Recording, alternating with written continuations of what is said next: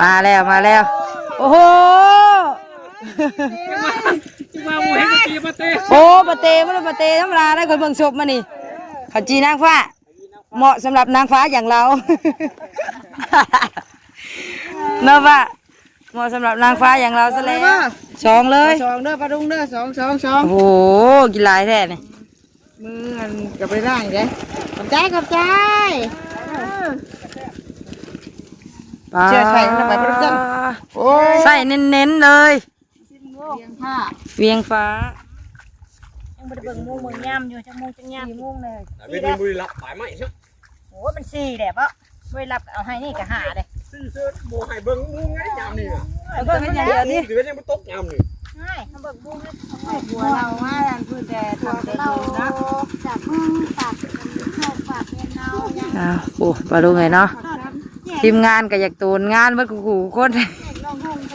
หมู่ท่านได้คำได้มืดเลยมื้อนี้ปลาดุงไงเนาะเตรียมล่างานแซวคอใบล่าดึกกระทึกคอใบล่าออกดึกกระทึกเจ้าขนาดยังไม่ได้คำได้นี่ปลาดุงไงเนาะบ่อยว่อยลงว่ะโมเมนต์ตะเว้นได้ปลาดุงไงเนาะเมื่อยอยากเมื่อยเนาะปลาลุงเลยสู่มาทำกันเด้ปลากระลายมือปลามาเบิดมือเดียวอันนี้ตายเบ็ดกับพ่อแบบว่าคอยแดงคอยยังลงเลยเนาะตู้กับพวกเขาที่โอ้ยพอได้ยันพังเพลงกับตู้กับชาติพวกเขาปลาลุงไงเนาะสบายดีปลาลุงไงเนาะพากันมาลูกก้าบ้านนี้เมื่อวานนี่ดำเบิดแล้วอนุวานี่เนาะยังน้อยนึง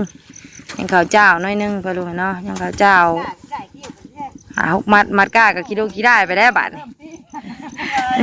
สบายดี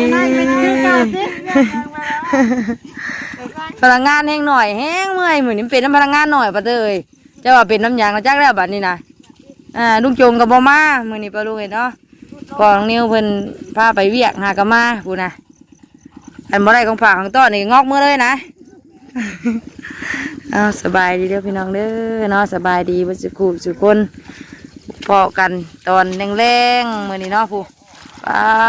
ตู้แต่ละคลิปให้ป้าลุงเบิ่งแต่สายฝนพี่น้องเอ้ยเนาะมามื้อนี้เบิ่งแต่เว้นแสงแดดน้ำแน่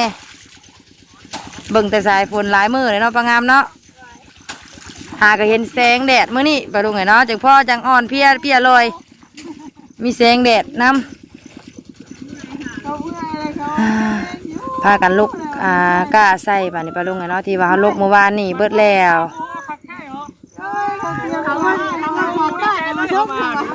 มาแล้วโอ้โห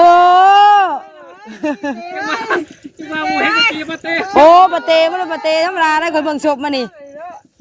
ไม่ใช่ปะเต้ธรรมดาได้คนเบิ่งนี่ป้าเอ้ยป้าโอ้โหมาต่อเลย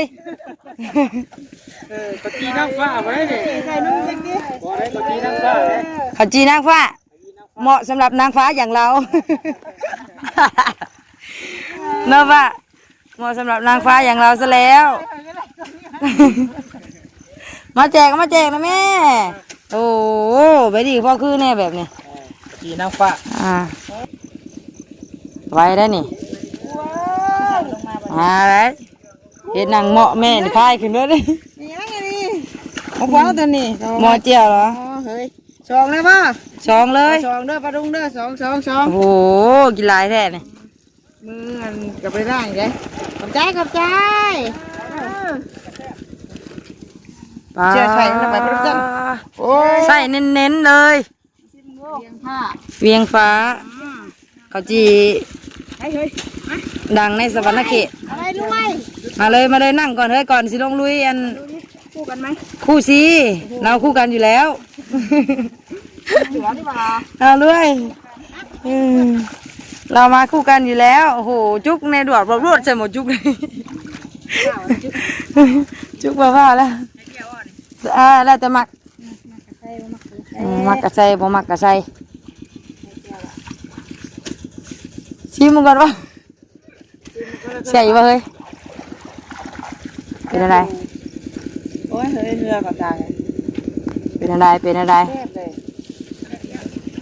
มันสิออกหอมๆนุ่มในชาติแต่เก่าเนาะป้าเนาะที่เราเคยซื้อมาอันกินแต่เก่านะหอมคืออันนั่นน่ะนะ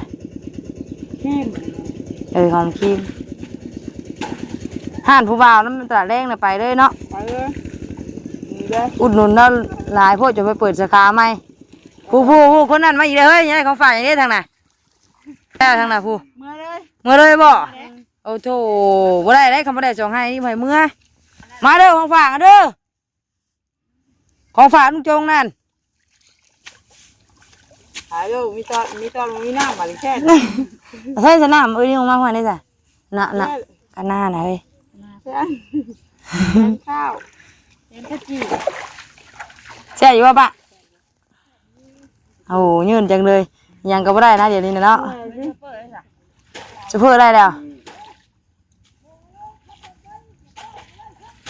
โอ้ยว่าสิคล้องตามมึงต้องใส่ ต้องว่า อันอยู่ เอางอกไปแล้ว เขางอกแล้ววันนี้น่ะ บอกนอกเก็บปากกาแยงถ่ายคือนะ สมอยดิมาเลยของฝากของต้นนะเนี่ยชมแซ่บนะ เป็นเก็บปากกาแยงถ่าย วันนี้ก็ปลางามกับผ้าวะ มันแม่น่ะเอาได้บ่นี่โอ้เติมก่อนสิ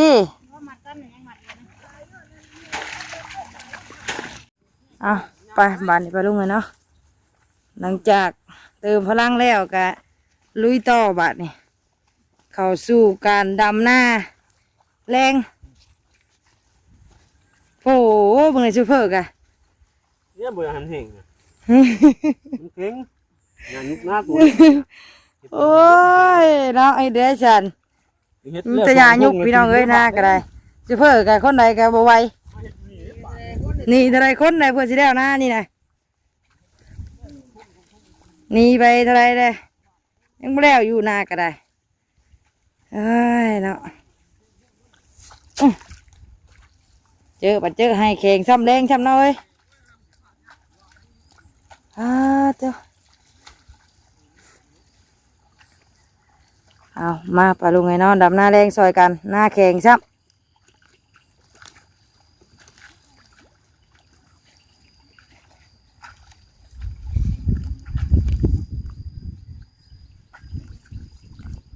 ย่างมาอีกพูนเลาะไปตามขั้นนั่นแหละวันนั้นปะเตอร์ไว้ได้อีก2 ไร่ปะเตอร์เอ้ยใช่น่ะบ่แม่นพูนทั้งหลังตัวภาคนั่น พอมันแข็งให้นี่มันรอดก้อนค่ะ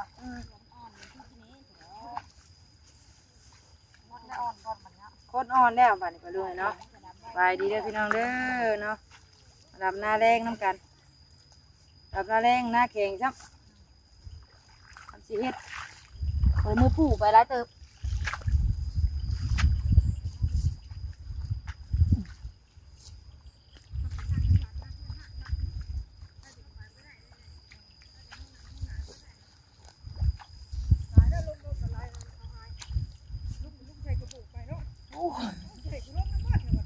ว่าใส่กระบอกหัวเนาะ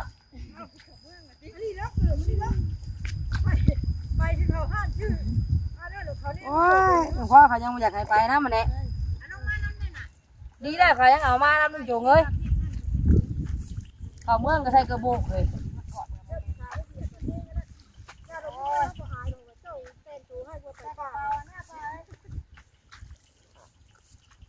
ยังดีได้เขาให้ไปนะมันเนาะเขาลืมเบิ้งซื้อได้ทุกเว้ยน่ะเขาลืมเบิ้งว่าเขาเห็นเจ้าแต่พี่นะเขาหายไปนั่นจ้ะถึงพ่อเขายังบ่กล้าจอดอันที่ใส่แล้วว่าแต่เขาลืม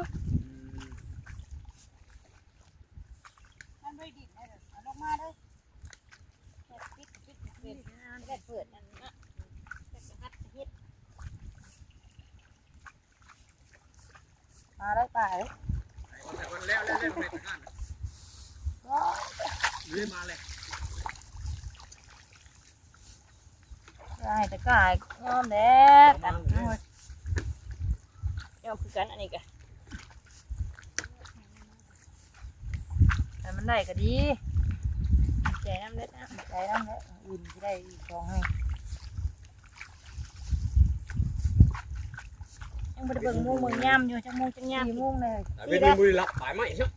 โอ้มัน4แหละบ่บ่ได้รับเอาให้นี่ก็5เด้ ซื้อเสื้อโมให้เบิ้งมุ้งไงยามนี่อ่ะ เอาเบิ่งให้เดี๋ยวนี้ เดือนยังไม่ตกยามนี่ ใช่ถ้าเบิ่งโมงแล้วสิเมื่อเลย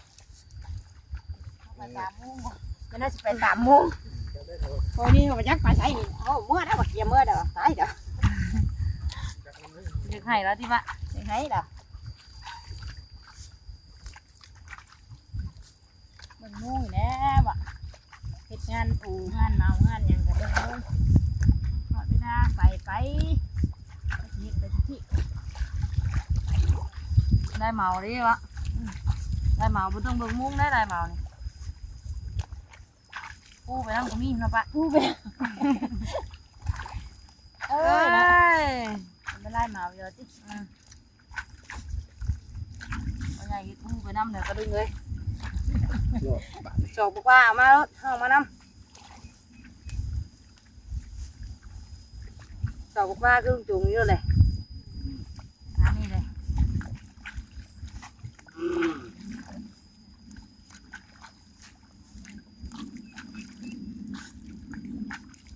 จับแค่ห้าเงาดำมันดำนี่เนี่ย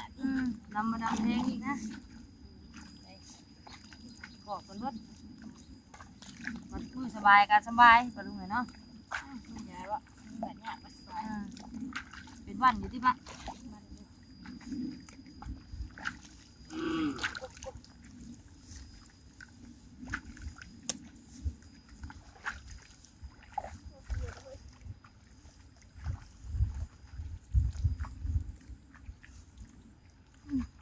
ถ่ายไปถ่ายใหญ่ครับ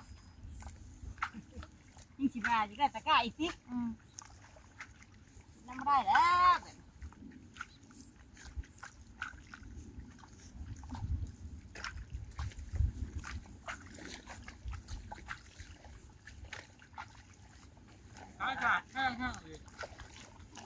ใคร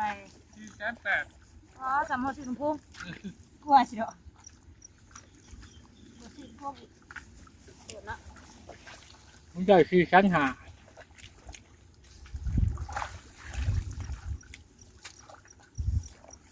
ตากได้บ่ล่ะบัด หาลืมสาก ว่าจะเอาที่บ้าน สาขาวดื้อร่องงันร่องตรงหางเขา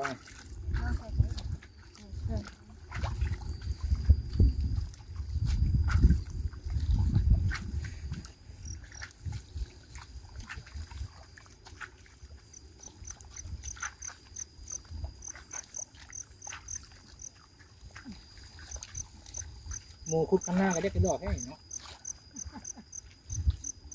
ร้องเป็นหนึ่งสะคุดข้างหน้าฮะปล่อยแท้กันแล้วเกิดกันเกิดกัน ถ้าไทยจะหาราคา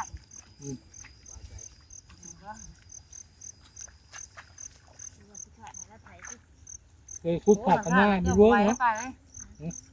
หา เอานี่ไทยกันเด้อ บ่คันค่าน่ะเฮานี่ดำไวได้ เนี่ยแต่ว่านี่ไทยยังเจ๊ก็เสือไปใส่เลย ว่าเนาะเอ้ายาใช่ของอันนี้นะได้เดียวได้ซะมาดำชาตู เออว่าที่ถ่ายเรื่องน้ำมืออะไรว่าอยู่เนี่ยเฮ้ย แล้วมือตูบ่ซื้อยาให้แล้ว อันน่ะ นั่น ลืม เนี่ยนะสิเป็นเนี่ยยันแหละ แล้วอย่างเมื่อแต่หึงกูติ ถูกปะ ฮะไอ้มึงนี่ชื่อหาที่อ่ะ บอกเซเว่นอยู่ในกูฟัง ลืมเช็คเบิ้งนั่นก็จับผงพายมาเลยไม่ได้เบิ้งว่ามัน เดี๋ยวไม่ชื่อหาเลยเถอะ ว่ามันกุ้มบ่มันลืมกุ๊ก ไอ้ชื่อหาเลยเถอะ แต่หน้าขาได้สมบูรณ์นะ อ่านพูดไม่มีเลยนะ เอาละ อ่านใกล้ อันเบียดอันเบียด อ่านเบียดให้หน่อย อืม ยาอาเขียว อาเขียวบ่ ลืมครับแม่เขียวเลย ขนาดนี้ลืมกดวะ แข็งเขียว ที่ไหนอ่ะนะ เตี้ยไข่หัวบ่นี่แม่เตี้ยไข่หัว อะไรเฮ็ดก็ซื้อคุณได้เลยว่ะมันลืมกดเลย เอาวันนี้ปะลุงเนาะหลังจากพักไปสักพักหนึ่งกลับมาบ้านนี้แล้วปะลุงเนาะนี่จังหวะสมหลายคนปะลุงเนาะหลายคนจังหวะดีพี่น้องเนาะ แข็งกับแป๊บเดียวปลาลุงไอ้เนาะหน้าแข็งเพราะว่าขาดมีน้ำเลยหน้าอยากแข็งแน่ปลาลุงไอ้เนาะก็เลยหลายๆคนก็เลยไว้แน่ปลาลุงไอ้เนาะแป๊บเดียวคนคุ้มกันแล้วปลาลุงไอ้เนาะเลยมาต่อให้ที่ซองหลังจากขึ้นพักเที่ยงปลาลุงไอ้เนาะลงมาก็ได้ให้หนึ่งแล้วให้ที่ซองผ่านมาบัดนี้สิเดียวจะบ่ให้นี่ปลาลุงไอ้เนาะยันแต่คำก่อนยังอีกแล้วอีกให้นี่ก็ยังอยู่อีกซองให้ตะกร้าปลาลุงไอ้เนาะซองให้กับอีกให้น้อยหนึงเป็น3เอาไว้มื้ออื่นปลาลุงไอ้เนาะคันว่าบ่แล้วมื้อนี้ก็ได้น้ำหลายคือเก่าปลาลุงไอ้เนาะยันแต่มันแข็งอีกแล้วแหละน้ำลายสับปลาลุงไอ้เนาะเป่งบ่อยากลงเพราะว่าต้นเพิ่นนั่นแหละรถเซฟเฟอร์เขาก็ป้าไปพาขวดผูกไปลงไงเนาะไปลูกก้าหาสับไปลงไงเนาะตื่นกันอีกได้อีกให้หนึ่งไปลงเนาะ1 2ให้ก็ดีแต่ว่าตอนนี้ก็เป็นเวลา4 โมงกว่าแล้วไปลงไงเนาะทำเลยได้ลูกก้าหาขึ้นขาดไปลงนะเพราะอะไรตื่นกันจะซับไปเลยนี่มันนี่ได้1 2 3 4 ให้5ให้6ให้บ่เฮ้ยมันนี่นะ7ตัวน้ำถ่ายบ่ปะ8 9ไป7ให้คันแล้วอีกให้หนึ่งก็ลงเลยเนาะเจ้ยอึ๊บกล้าก็อยากหยาบแน่ป่ะนี่มันเถ่าเลยมันโดนมันแก่เลยเขามันดูแล้วกล้าก็ได้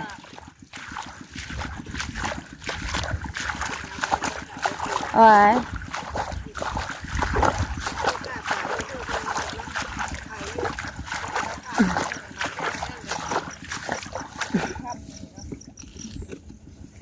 บ่ได้บ่ให้นี่ปะเต้บ่ได้ได้วันนี้ดิน้อยอยู่มันจะแข็งมัดกานี่ก่อนพี่น้องนะให้มีลูก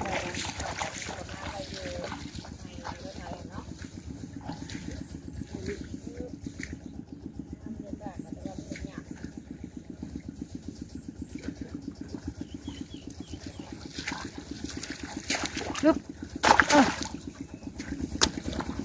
ปวดมือจนออกฮอต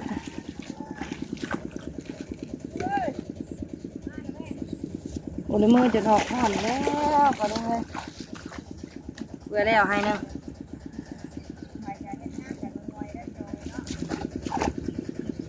ขอลางานบ้านแต่ก็บอกคักเด้อขอลาคักแน่เด้อได้ ว่าเนาะคล้องอีกแล้วมือนี่เนาะ อย่าตาเบิ่งกล้องเราไว้บอกคนไว้แล้วมื้อนี้ก็ คล้องอีกแล้วเพิ่นลาเอาเพิ่นได้ไปลูกเอ้ยมาทำงานมื้อสุดท้ายเลยลาเอาบ่ได้คนงานเฮาก็ได้ 2ให้นึงก็มาจ้าให้เพิ่นทำเองเพิ่น ทำไมแต่คนงานได้ผัวกับสิลาพ่อผัววะ อ้าวเอาไปสิลาไปได้บาท เห็นว่าเบิ่งนี่สิเนาะ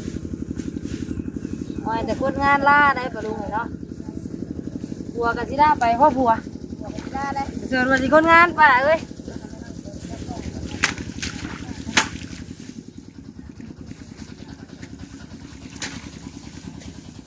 กันเป็นศิลาไก่เป็นดำน้ำก้อนมืออื่นนี่เนาะนี่อีก2ให้ปะลุงเนาะ2ให้ตะกร้า แก่เลยจ้า มันเล็กหยาบเนาะ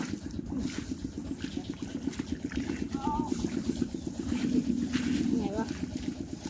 ไปเลยที่ไปก็ไปไว้ได้มื้อนี้นะ มันสิแล้วเลยให้เมื่อยเนาะเว้ย มันเป็นนักขาดคนเลย คนหน่อยเนาะว่าเนาะ คนเอาเคยหลายเลยเอาเคยดำลายแล้วขาดเลย มันนี่ใช่มันนี่มี2 4 6 คน7โชเฟอร์พวกนี้เนาะเมื่อวานนี่11ทั้งโชเฟอร์ คนวันบัด11อยู่เนาะ 11ทั้งโชเฟอร์วานนี่ ลายแล้วจ้าก็แล้ว มวยเมื่อยจะไปใช้ที่ปะ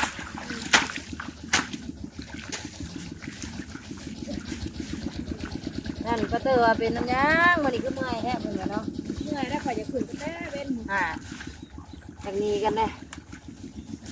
แห้งเนี่ยบัวใบได้บัด บ่ไหวแล้วไปกับคนงานกันเลยขอลาเบิดเลย แล้วยันมาพร้อมอยู่เดี๋ยวเย็นน้อยเด้อ ไป ชื่อกับเมื่อพ่อแม่ชื่อเราไม่กินกันแล้วอยู่เตียงกันหัวแล้วอดเอาอยู่อดเอาเพื่อป่ะ นั่นเราไม่กลัวกับเมื่อยเพราะไม่กลัวที่ ว่าแบบ เพราะว่าแต่พนักงานเลยประเดี๋ยวเนาะไม่กลัวกับเพราะไม่กลัวไม่ตุ้ยเนาะ แล้วเห็นแล้วจ้ะน้ำเบียกงานงานกินนี่มากแล้วนะนี่ก็ เอ้ยทำนี่ก็ดีใจแล้วหมู่ครูมาช่วยเนาะอะไรก็กลัวทำนี่ก็ขอมุกขอบใจแล้วป้าเตอเอ้ยที่ว่าสีดำชองก้นง้อมเลยนี่น่ะยันว่ามุ้ยมูมาว่ะหนูก็มาช่วยจนแล้วยังแต่เพิ่นบ่มาซ้ำมือนี่แหละ ที่ว่าสิบุกกันแล้วมื้อนี้เนาะค่ะมาครบทีมน่ะคือสิแล้วเนาะ แม่นเพราะว่าพอน้องนิ้วเพิ่นก็หากระซิบลงมาเมื่อกี้นี่ก็เลยเนาะ จะให้ยาวเนาะว่ามื้อนี้ก็ให้น้อยแต่ว่าคนเฮาก็ขาดตลาดเด้ก็เลยแล้วจ้ะที่ว่าสิอาจจะว่าอันคนเพิ่นๆแล้วว่าบ่ต้องอาจจะแล้วเลยแหละนะว่า เจะเพิ่นนะ เอาละว่าเช้าอีกได้ โอ้โห นี่ก็รับประสวยที่กันได้หรอกอะ บ่ไหวแล้วดิ นี่ก็ราคาแล้วนี่แหละที่ว่าสิครบทีมได้ละแต่ว่า วันนี้เบิ่งพนักงานหน่อยดิ ที่ว่าครบทีมที่บ้านนี่เด้ พนักงานหน่อยบ่ได้แล้วเหมือนงานบ้านนี่ได้เก้าให้บ่ได้เนาะ บ่ได้อะไร ถ้าว่าครบครึ่งวันนี่สิแล้วอยู่เนาะป้าเนาะ เราอยู่ตัวนั้นนะเดี๋ยวจะลกข้าวเอาไปลกไว้ตอนนี้ ลกไปน้ำที่แล้วเฮาก็ว่าอยู่ได้อยู่กันคือคำเก่าว่านี่น่ะ แล้วเราสิเก็บ2คนได้ เอ้ย ให้บ่แล้วบ่ บ่ได้ก็ป้าไม่นี่ได้แล้วน่ะ เอากลับบ้านแล้วแล้วเราสิไปแล้วเนาะ บ่ได้ก็ป้าไว้อีกได้จานมื้อละให้สิบ่ได้บ่ก็อยู่ข่อยว่าอยู่กลัวกันสิหนีพ่อครัวอะไรว่าอยู่เจอว่าสิพนักงาน เราก็จะเฮ็ดการงานหลายมื้อเลยอย่าเรียกไปเรียกมันเลยเด้อจ้ะแล้ว กลัวมันอยู่ข่อยก็สิเอาเทียมจกแล้วจุกไว้ขุดเอา ไปเองก็แล้ว จักทิศหนึงกูได้จะได้ดิพ่อ ไม่ก็จะเจ็บรีวัดนอนก็จะเจ็บเตือนไปดูเลยแห้งดี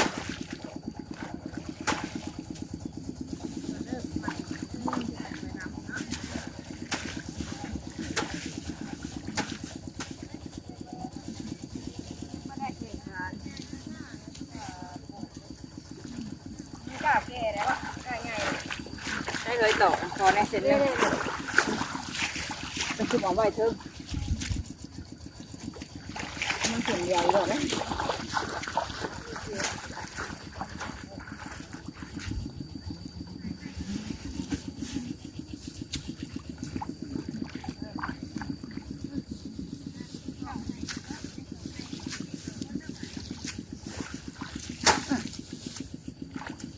มันนี่กับฝนตกแต่ช่วงนั้นเนาะช่วงเที่ยงเนาะป้าเนาะฝนตกมันนี้เนาะอยากเบิดได้แหละฝนกระดาษก็เลยเนาะ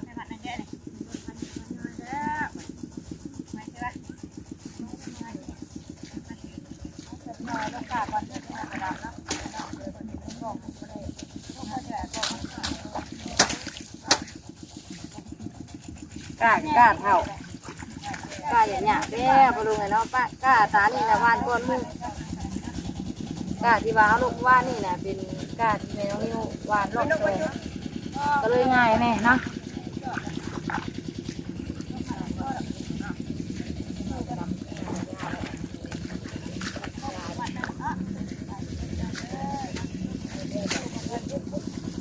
ขี้เล็กในรถมันขี้มาลกกันขี้เล็กเราโลกาทำเวลาเดี๋ยวก็แม่มันจะย่างย่างแก่เลยเด้ ยกหันพ่อให้นั่นเอ้ย มัน หั ขาด น แล้ว พ่อ ขาด ให้นั่นเด้อประมาณคนละโซง เ โตกันพ่อให้นั่นสิเนาะ พ่ออยู่ดอกหลายเด้อพ่อกูแห้งไม่รู้ แห้งแย่ มาแรงคือพ่อกูแห้งแน่มาเอามาเถิงชักไหน บ้านพระเจ้านั่นจะแข็งอยู่มันน้ำเนี่ย ว่าจะให้นั่นแข็งครับ เป็นทางน้ำ ไปน้องคนรถกันเป็นแล้วหลวงจะเป็นรับง่ายเนาะ อืม เจ็บมือแข็ง บนมือจะหนอกห้อนดิ ใช่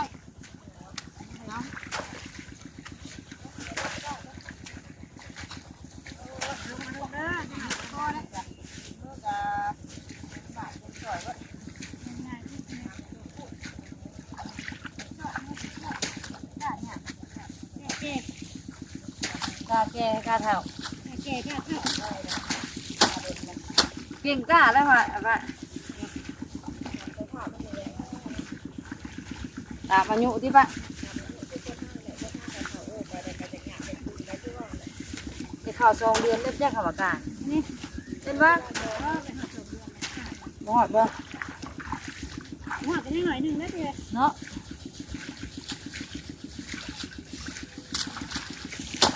เกินไปสิ ไม่เลยขอน้ำงอกอย่างกระดาษนะเสีย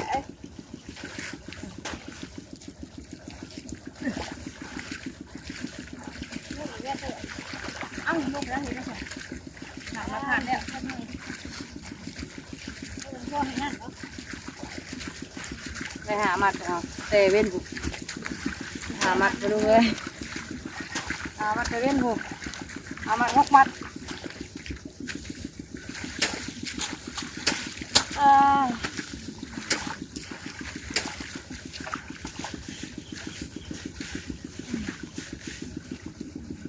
มีโคตรชาวจุงบางอีกนะ